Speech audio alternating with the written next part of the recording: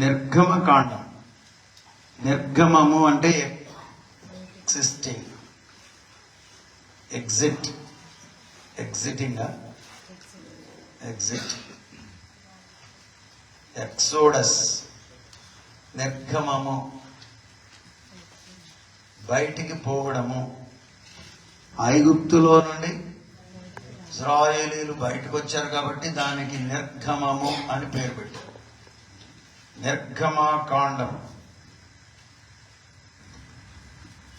18వ అధ్యాయం 7వ వచనము నుండి. మోషే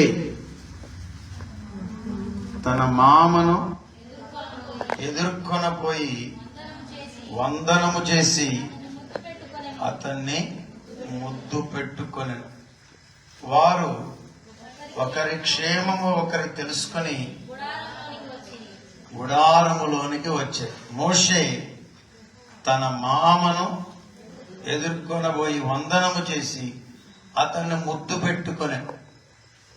మోషే ఏం చేశాడంట? వందనాలు చెప్పి ముద్దు పెట్టాడు. ఎవరికి? చెప్పండి, మగవాళ్ళు అందరూ ముఖ్యంగా చెప్పండి. మామగారికి.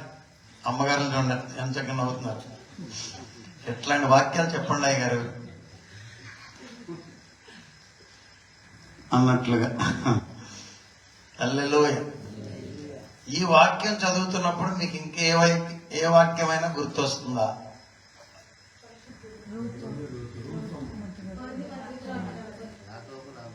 అమ్మ, కొరింథీ పత్రికలో ఏమని చదువుకోమనే నన్ను?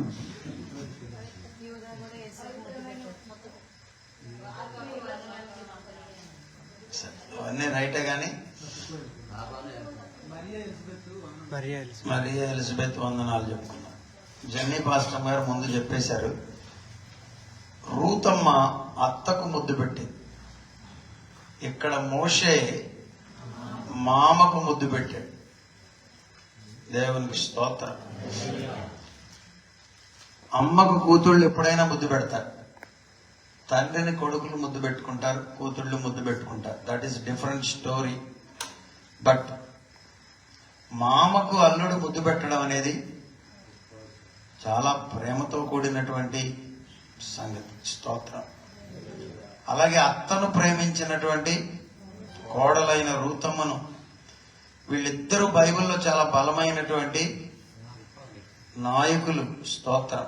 వార్పా పెట్టింది, రైట్. ఆమె హత్తుకుంది, రైట్. థ్యాంక్ యూ పాస్టర్ గారు.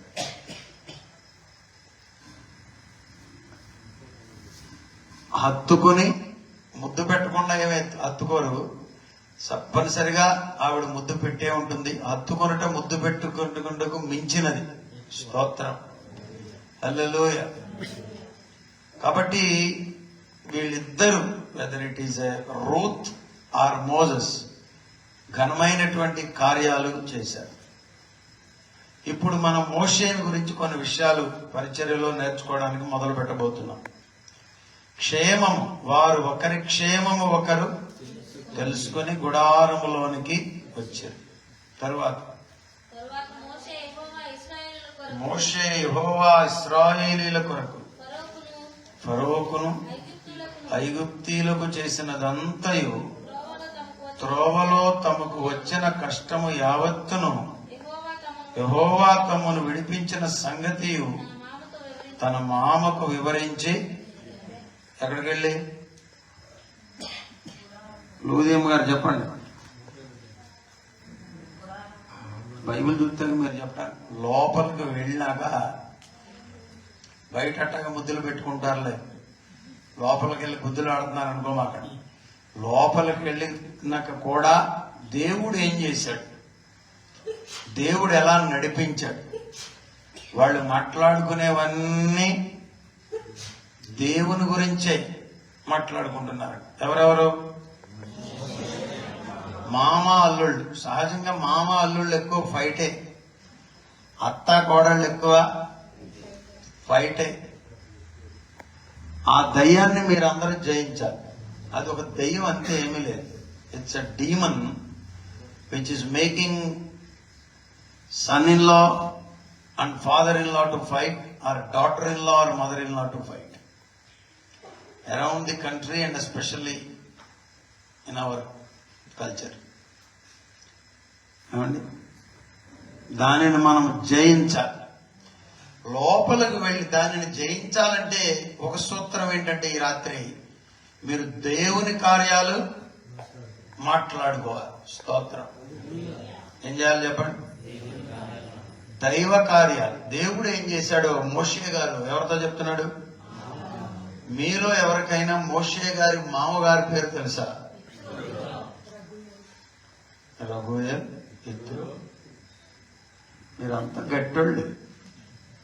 నేనేమనుకున్నానంటే అసలు మా మామగారి పేరే నాకు తెలియదు అయ్యారు, మోషే మామగారి పేరు ఎక్కడ చెప్పను అంటారేమో అనుకున్నాను.